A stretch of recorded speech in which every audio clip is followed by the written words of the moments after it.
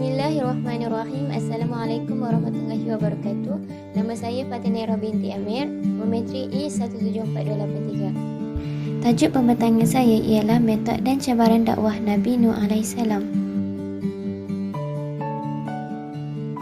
Nabi Nuh AS merupakan Nabi ketiga selepas Adam dan Idris. Selain itu, Nabi Nuh AS juga merupakan keturunan ke-9 Nabi Adam. Baginda telah berdakwah kepada kaumnya selama 950 tahun.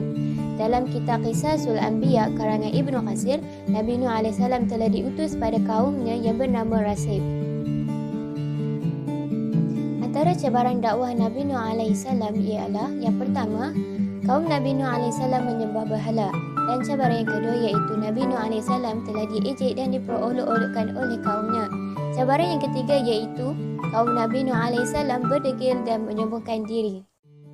Antara cabaran dakwah Nabi Nuh AS ialah apabila kaumnya menyembah berhala.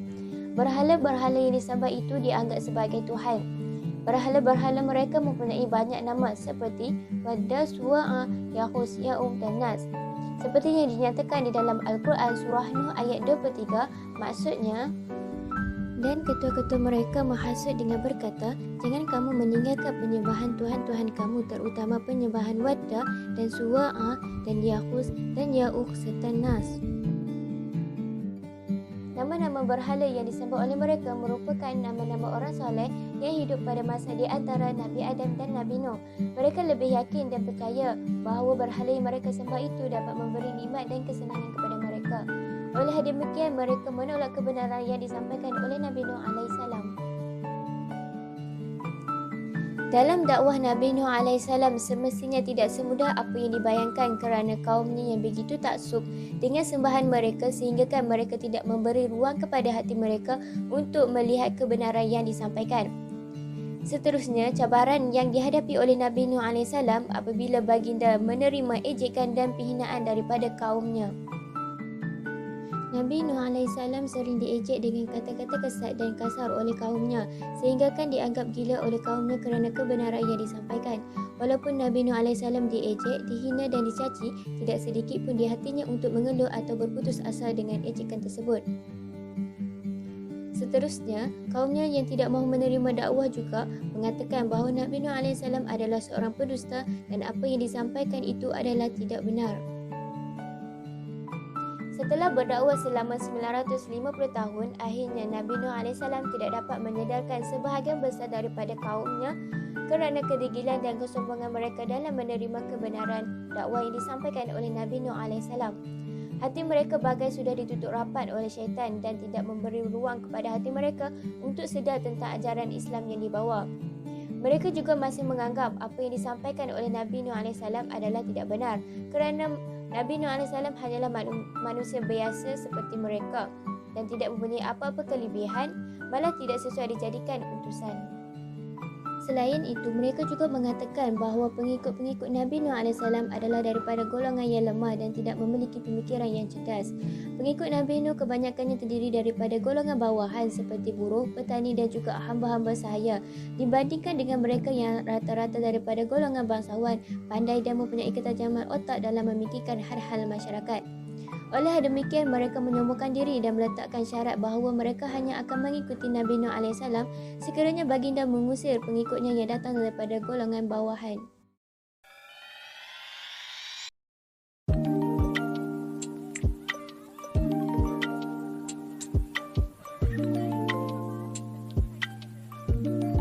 Nabi Nuh AS telah menjalankan dakwah secara sembunyi kepada ahli keluarga dan kaum kerabatnya dahulu.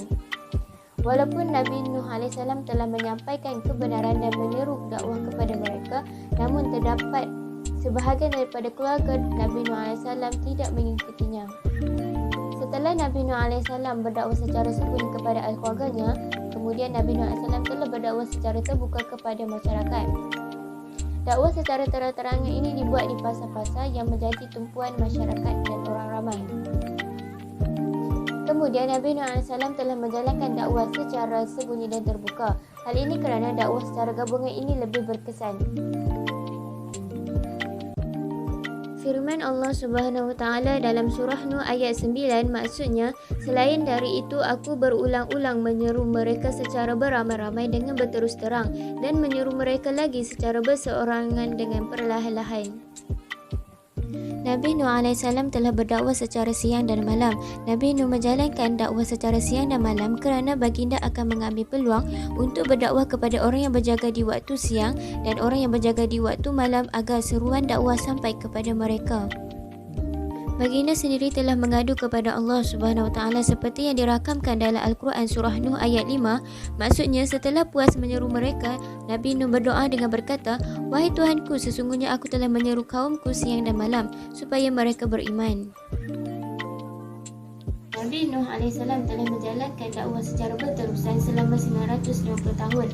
Hal ini dijelaskan dalam Al-Quran surah Al-Ankabut ayat 14 yang bermaksud, dan sesungguhnya kami telah mengutus Nabi Nuh kepada kaumnya, maka tinggallah ia dalam kalangan mereka selama 950 tahun. Akhirnya mereka dibinasakan oleh taufan sedang mereka berkeadaan zalim dengan kufur dahaka.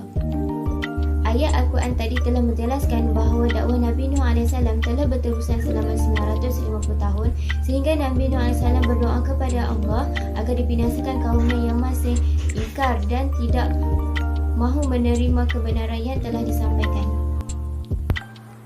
Nabi Nuh AS mengajak umatnya bertaubat dan menjanjikan kepada mereka 5 perkara sekiranya mereka beriman, iaitu yang pertama, rahmat kepada mereka dalam bentuk hujan yang mencurah-curah, yang kedua, kekayaan yang melimpah ruah, yang ketiga, anak yang ramai, yang keempat, kebun-kebun dan tanaman, yang kelima, air sungai yang mengalir dalam kebun mereka. Nabi Nuh AS juga mengingatkan bahawa kepastian azab Allah bagi mereka yang ingkar setelah tempoh yang ditetapkan olehnya dan juga kematian yang pasti berlaku pada setiap yang bernyawa. Sebelum datangnya kematian itu haruslah kembali kepadanya beriman dan bertaubat. Firman Allah Subhanahu Wa Taala dalam Al-Quran surah Nuh ayat 2, maksudnya dia pun menyeru mereka dengan berkata, "Wahai kaumku, sesungguhnya aku ini diutus kepada kamu sebagai pemberi ingatan dan amaran yang nyata." Terdapat pelbagai hikmah yang boleh diambil daripada kisah Nabi Nuh AS. Antaranya, hikmah yang pertama iaitu membuktikan kebesaran Allah Subhanahu Wa Taala. Yang kedua, azab dan pembalasan daripada Allah Subhanahu Wa Taala itu adalah satu kepastian. Dan yang ketiga iaitu kebijaksanaan dalam pembuatan kapal. Ini adalah antara hikmah-hikmah yang saya dapat daripada kisah Nabi Nuh AS.